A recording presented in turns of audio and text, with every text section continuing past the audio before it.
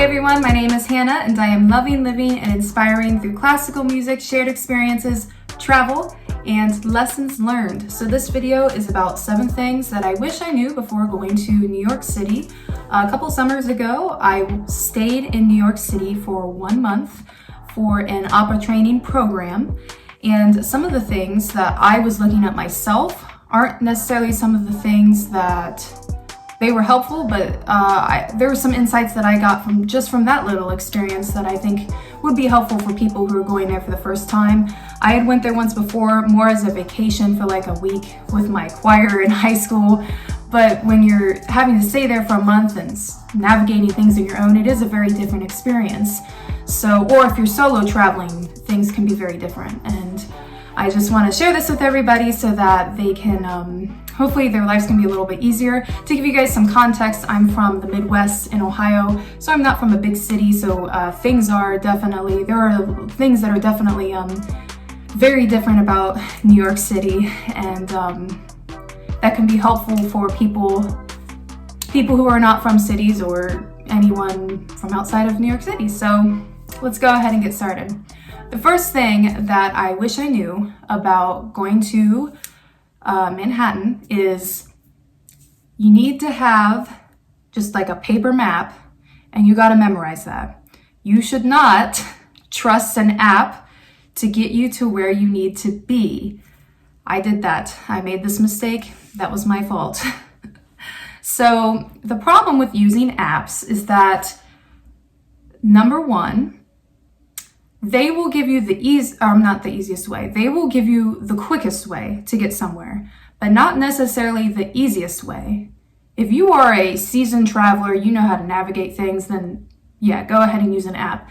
But if you're like me, who is not so great with directions, the easiest way is what I need. And if you aren't that experienced, that might be what you want as well. It will say things like, take the 4 train to this bus stop, and then get off that bus stop, and then get back on the train, and then walk this way. It's just very complicated, at least in my perspective it was. So if you go there, I wouldn't rely on an app. The other problem with apps is, you have to rely on your internet connection, and sometimes you won't have that because there might be an area where so many people are using the internet at the same time that it will cause it to glitch. Or you could be going in a tunnel in the subway where you just won't get that service. And there were times when I would have the app on and I'd be following it, and I would think that it would need to get off at a certain stop, and then it would start to like glitch and say I need to go somewhere else, and then I'd be like, wait a minute, do I have to get off here, or do I get on, or whatever? So just get a paper map, make your life a lot easier. Don't make the same mistakes I did. On one of my first nights there, I had to stay out until around 11 o'clock for these rehearsals. And I got off the subway because the Google map told me to. And I got on the wrong bus at night, and then I realized I needed to take some other bus, but I didn't realize where I needed to walk. So I was walking around at night, not where, as a female by yourself, that's a little bit scary. And, but I found this wonderful woman. I can't remember her name, but she was very kind because she walked me way out of her way to get me to the correct bus stop. And she was explaining to me, she said, yeah, you can't rely on these things. You just memorize a map and do it that way. So that is my number one thing that, would be good to know before going to New York City if you don't know much about it. Second thing I wish I knew before going to Manhattan kind of goes with the first point I had, is just kind of knowing the proximity to where things are there. I always had to travel to Midtown in New York, and I was staying in the Bronx. I didn't realize, because what I scheduled it through was Airbnb, and you can't get the location until after you buy the thing. So I couldn't figure out how exactly long the commute would be. Because, if you're in a certain part of the Bronx, you will definitely be closer, but if you're further away from it, it could be longer. So the commute ended up being around 50 minutes long, and that does take a lot of time. And, I wasn't there for vacation reasons, but, it's nice to be able to have more time to enjoy yourself, and ultimately if you're, I was there for an opera program, so that would just give me more time to rest, to practice and all that stuff. So there was a lot of time spent in the subway, and you may not want to do that. So you might want to, it might be worth it to you to spend more money to stay in Manhattan, just for, number one, not having to worry about how you're getting places. But number two, it saves you a ton of time. And another thing to keep in mind, if you choose to commute farther, you do still have to pay some money to commute with the trains, because I bought a month pass. I think that was around $100 some. So if you're budgeting like every single penny, you are going to have to pay around that amount to commute that way. The third thing that I wish I knew before going to Manhattan, which I don't know why I didn't know this, because I should have foreseen it, but staying in a city with tons and tons of people, with tons of restaurants, things are just so close together, you're gonna get rodents, right? People, I've seen a lot of videos talking about rats there. I've seen rats in the subways. That type of stuff doesn't really bother me. I didn't see any in buildings, at least. I am very squeamish about bugs, and the place I was staying did unfortunately have some roaches in there. But the thing was, the place I was staying was very clean. I don't blame anyone for that. I just think that when you live in a place that's so, there's so many people there, I don't think it's very controllable. So something that I wish I knew was that it might be a good idea to bring something for your peace of mind in case something like that happens. Because when I saw that there were roaches where I was kind of paranoid to sleep because I kept imagining them like crawling all over me. Some people may not be bothered by that type of stuff. Maybe I'm a little bit prissy, but I am a little bit. And you can get peppermint oil. I remember reading that can sometimes keep them away. Also, bug spray, not like mosquito spray, but actual bug spray. You might want to bring something like that for your own peace of mind, is all I'm saying. The other thing that I noticed, you can't really do anything about it, but in Manhattan, I've never seen roaches as big as I've seen in Manhattan. Oh my gosh. Like, I remember walking and I saw in the middle of a street, I thought it was a small mouse. It was a giant roach, like huge. I remember at the end of this program, me and my family, they had visited me at the end. I watched this huge roach walk around, the sidewalks, and this guy didn't even know it, but he stepped right on it and killed it. And it's just like stuff like that, makes me a little bit squeamish. But again, it's not controllable, so you might as well, do what you can to get over it. And then things that you can control, do, by bringing bug spray and peppermint spray, stuff like that. Another thing that I wish I would have thought more about in going to New York City is having a really strong, well-made backpack, because carrying things with your purse, I would be, and this is for people generally traveling anyway, it's not just New York, but if you bring a purse, it's kind of the weight is shifted on one side. And if you're staying somewhere where, like, you're studying something like, I had to bring music, water bottle, snacks, I had to bring an extra pair of shoes.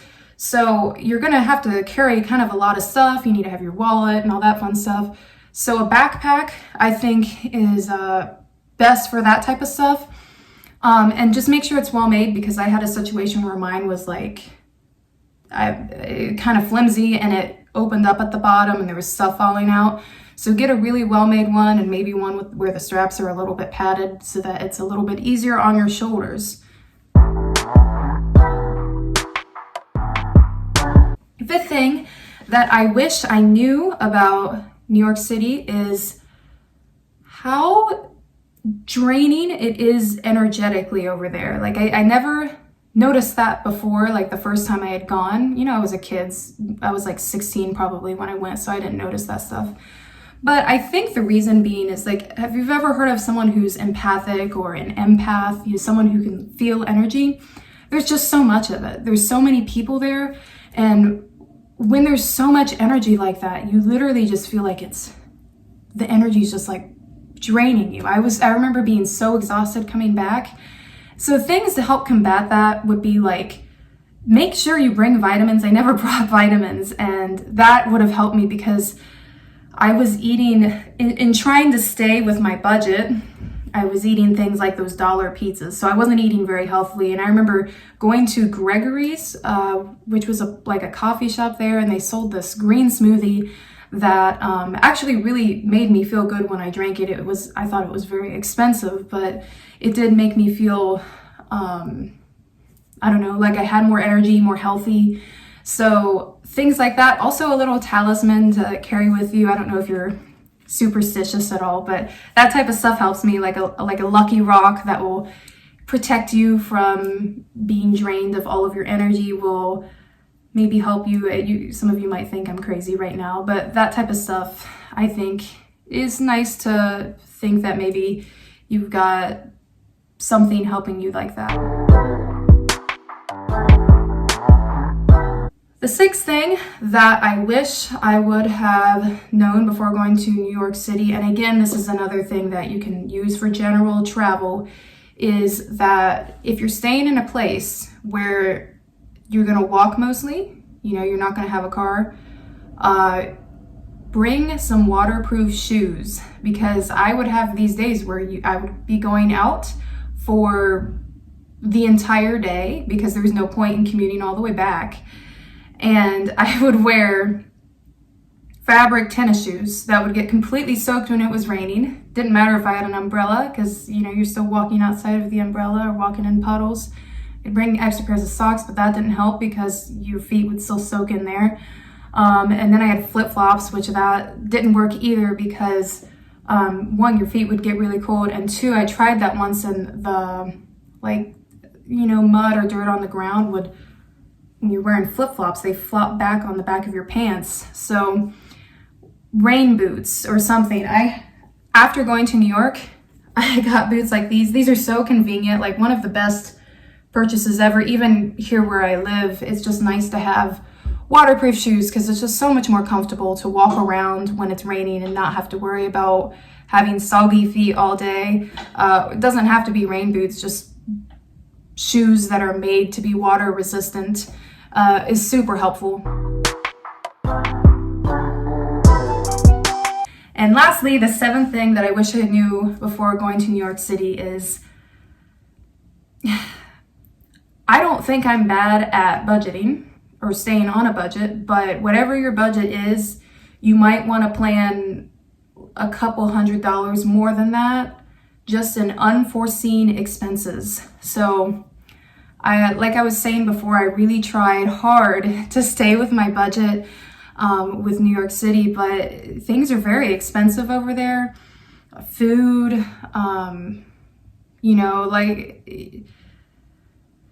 didn't foresee, so if you're someone who's a performer and you want to go to New York, your practice options are you can practice where you stay, which for me I did a couple times, but I felt bad because I felt like I was annoying everybody because the place where I was, the window, I couldn't close it. There was like this thing there. So the window was always open. So I felt like the entire neighborhood was listening to me. And I just felt bad about that. So if you want to practice, it's not like there's free places you can go. You have to pay for that. And where I was, I think it was around $12 to $15 for a half hour to practice. So just unforeseen expenses like that is what I'm talking about. You're going to have to pay for random things, or food. Food was definitely more than I thought. Like here in Ohio, you can get things, $5 or less. Over there, I felt like any meal that you got was at least $10. And, that can definitely take a lot out of your budgets. Just plan to have a little bit more than what you project because things are, in my opinion, quite expensive over there. So what about you guys? Have you ever been to New York? What would you say is very important to know before going to New York City? Things that you wish you would have known? Or are you from New York and feel like there's things that people, tourists or people who aren't from there should know? Let me know in the comments. I love hearing from you guys. Thank you to all of my subscribers. It seems like the people who subscribe and view my stuff mostly just watch the travel videos, which is great. It's funny, I never actually intended for my channel to be travel stuff, but travel is so easy to talk about and I love it. There's so many cool things about New York too. I think I might do another one on New York, but I wanted to make this one first because I think knowing this type of stuff, if you are someone like me who knew nothing, can be helpful. Thank you again, everyone, for watching and for subscribing and all that fun stuff. I hope you have a wonderful day, and I will see you next time. Bye.